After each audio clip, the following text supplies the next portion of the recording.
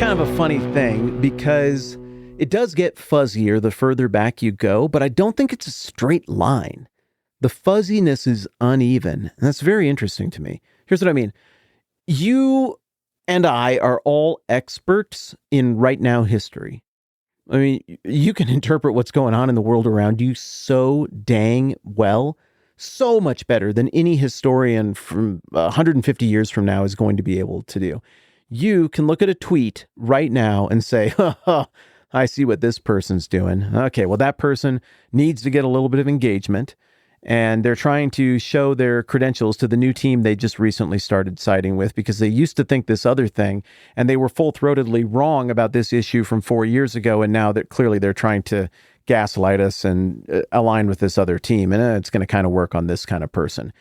You can do that. The amount of nuance and understanding of a moment in history it takes to read between the lines like that is amazing, but you can all do it. You understand your moment very well, but isn't it weird how that gets a little bit fuzzier if you go back 10 years, 20 years? Like I kind of remember what the deal was with McCain versus Obama. What was that? 2008?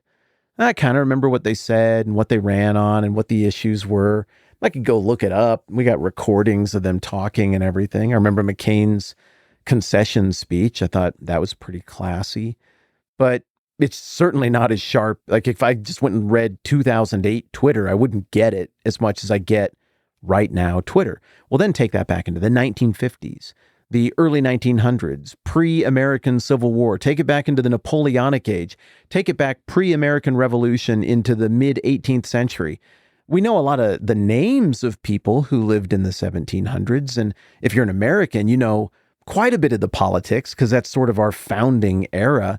But in terms of like having great nuance, we wouldn't have great nuance. If you really want to see our nuance level fall off a cliff, go back into the 1600s or 1500s. And even there, we get a little boost because that's when the Protestant Reformation happened and the Enlightenment. And we learned about that stuff probably in school. So we can name a lot of names and even kind of understand the issues and who was on what side. But it's a pretty generic understanding. It's a pretty flat understanding. The Lutherans and the Catholics were not. I mean, you know, it's something. You might even know a bunch of the issues, but it's hard and we got to jog our memory to think of that. But you know what? It gets really tough when you get back before the Protestant Reformation, right? Like it's harder to name people from the 1400s, the 1300s, 1200s, 1100s, the thousands. I can do it, but I'm cheating. I went to school for this a whole bunch of times. A lot of you can do it too, but what happens when I hit you with this? Name 3 people who lived in the world, the same world you live in the 900s AD. Just name them. And you can't just take like cheap wild swings like, I mean, maybe there's a Henry during that time. Yeah, but I'm not counting that. Well, I think they used to like put little like weird umlauts and stuff over the top of E's in like English. Is there like an Aethelberg, something like that maybe? That sounds kind of like old British. Now we're just making stuff up. Okay, maybe more of you than what you would find in a normal community can come up with something there. You consistently blow my mind with your competence level. I take it as quite the compliment that people like you listen to this program. Every time I interact with you, I'm struck by how smart, how well-read, how sophisticated the average listener, participant here is. I'm not trying to butter you up. It's quite the compliment, and I choose to take it that way, that you would want to pal around with me on something like this. But come on, even in a room like this, we don't know anybody who lived in the 900s AD. Settle down. Maybe we can come up with 1, maybe 2. Maybe some of you are like, oh, I'm an expert in that. I got 50 or 100. But it's just kind of where knowledge drops off, right? We lose all sense of nuance. But then weirdly, as you keep going back in time, it picks back up.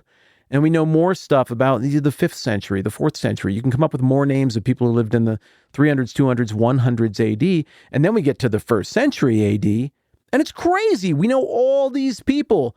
I mean, you can name 50 people, 100 people. I mean, if we sat around and brainstormed, we could come up with so many names of people we know from the 100s AD, and quite a few we know from the 100s BC, even though BC barely makes any appearance at all in the New Testament. And then if we keep going back, like you listen to this show, we can come up with the names of a bunch of people in the 100s BC, 200s BC, 300s. Then we're into Old Testament stuff. We can start coming up with prophets and kings and villains of the Old Testament. We're pretty good to go heading back from there.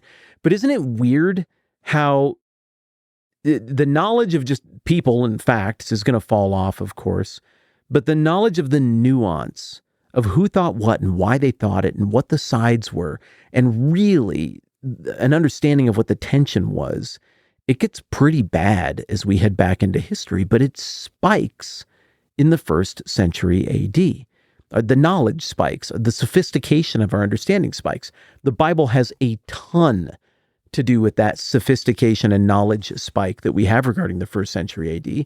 But also, the Bible describes it as the fullness of time. And in that fullness of time moment, it was so dynamic. You still had leftover stuff from old Persia and the Ptolemies in Egypt and the remnants of the things that were built by Alexander the Great. But you also have not the upstart Romans, you have the adult phase of the Roman Empire. They're way past being a kingdom and a republic. They're into being a legit Roman global empire. You've got civilizations from the corners of the world starting to come into play and factor into things. It's just an incredibly dynamic time of writing and letters and poetry and tumult and military churn and leadership churn. And then add to that Jesus of Nazareth and the stuff that we talk about here in the existence of the New Testament. And pow! It just explodes in Technicolor. And we have such a better sense of what this era is about. Why am I telling you all of this? One, because I think it's incredibly interesting to just think about our knowledge and intuition relationship with the past. It is not even. And I think that's fun. But the second reason I'm telling you this is because John chapter 3 and this conversation between Jesus and Nicodemus is written to be timeless. We're meant to understand this. Also, I would contend that there are so many layers of political nuance and social nuance baked into this that the original audience would have had a field day with it poring over everything that happens here in John 3, 1 through 21, which is this conversation with Nicodemus. They would have been able to read this the way you can read a tweet that has 10 layers of meaning, the way you can cut through the crap when you watch a cable news talking head show and you like, I see what you're doing. You're trying to cover your butt here. Well, of course you think that. You used to be the press secretary for that administration back then. You just know you're an expert. You can swim in it. And so you're getting so much more than just the spoken levels. This is one of the places in the Gospels, maybe the most one of the places in the Gospels, where I think the original audience would have been reading this over and over and over and over again, trying to read between the lines in every way that they can. Now, I'm also contending that this story circulated long before the Gospel of John was finished by John. Like, people knew about this story. John knew about this story. He's part of the original audience. And when I say original audience here, I do mean those who heard it before it came out in the Gospel of John, who would have been the very closest to this story. I mean, surely the disciples heard about this story immediately after it happened. Maybe a couple of them are, kind of lurking off to the side, listening to this thing. The layers of nuance and their shockingly close proximity to all of the politics and all of the social pressures that are involved behind the scenes of this are fascinating to me, and we're going to try to unpack those over the next couple of days. I really wanted to get into the text today, but I got excited about talking about a philosophy of history. I can't not read you Bible. So here we go. We're going to do John 3:1, and we'll unpack the layers tomorrow. Now, there was a man of the Pharisees named Nicodemus, a member of the Jewish ruling council. He came to Jesus at night and said, "Rabbi, we know you're a teacher who's come from God, for no one could perform the miraculous signs you're doing if God were not with him." In reply, Jesus declared, I tell you the truth, no one can see the kingdom of God unless he is born again. How can a man be born when he's old? Nicodemus asked. Surely he can't enter a second time into his mother's womb to be born. I mean, we're right into the tension, right? There are so many assumptions behind this, and I want to unwrap the present now, but we're just going to save it, and we're going to do it tomorrow. Our goal with this Nicodemus thing is obviously to just try to understand the Bible, try to understand what happened that flipped this guy from being loyal to Team Pharisee and coming at this one way to breaking ranks with his team, defending Jesus, and ultimately being willing to put his neck on the line to help bury Jesus after the cross.